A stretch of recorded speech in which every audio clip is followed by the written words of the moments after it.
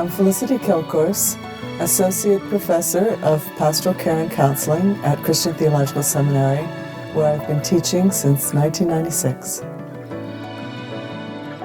Teaching here at CTS is special to me because I teach a range of students, so age range from straight out of college, typically 21, all the way up to 70. We've had older students here. And so it's really fascinating to see what kind of life experience people bring.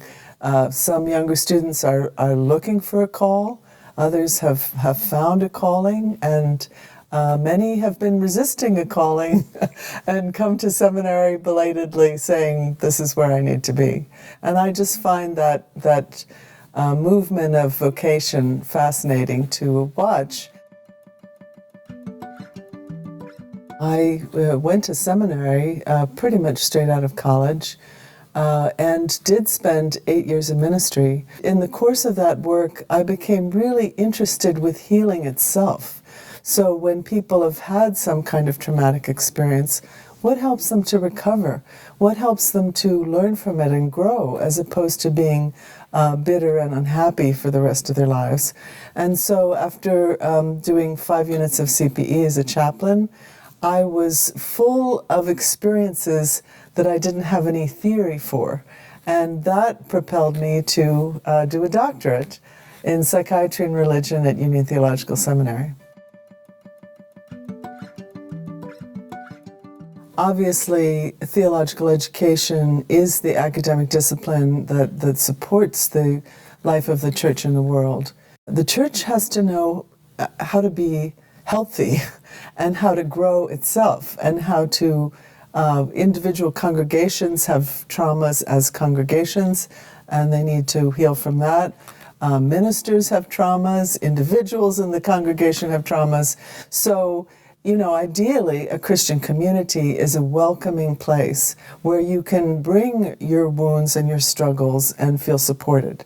But that's not always the experience people have. And it's also important for people to have a place to reflect on what is good theology and what is the meaning and purpose in life. So that I think what seminaries offer is a place where you can bring those questions of meaning.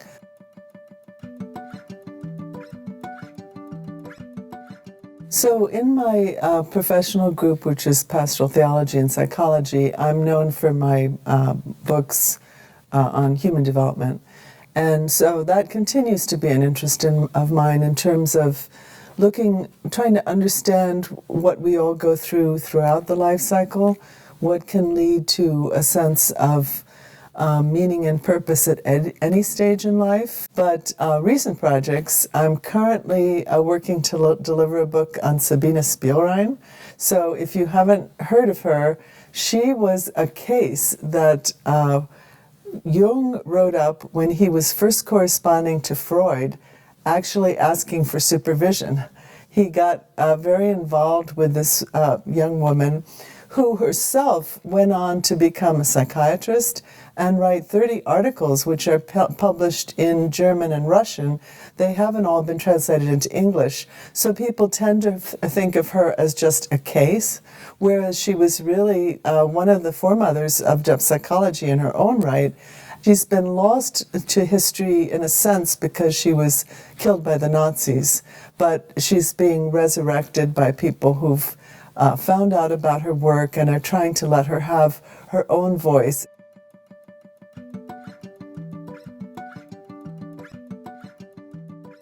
I think that what's really distinctive about CTS has to do with our openness and diversity. So we really do welcome people from across the theological spectrum.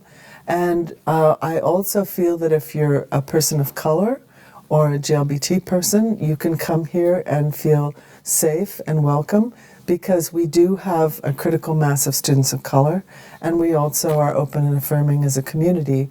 We have 2 different counseling programs, one in clinical mental health counseling, which is more about working in depth with individuals, working with groups, and then a marriage and family program, which is more specialized in working with couples and families.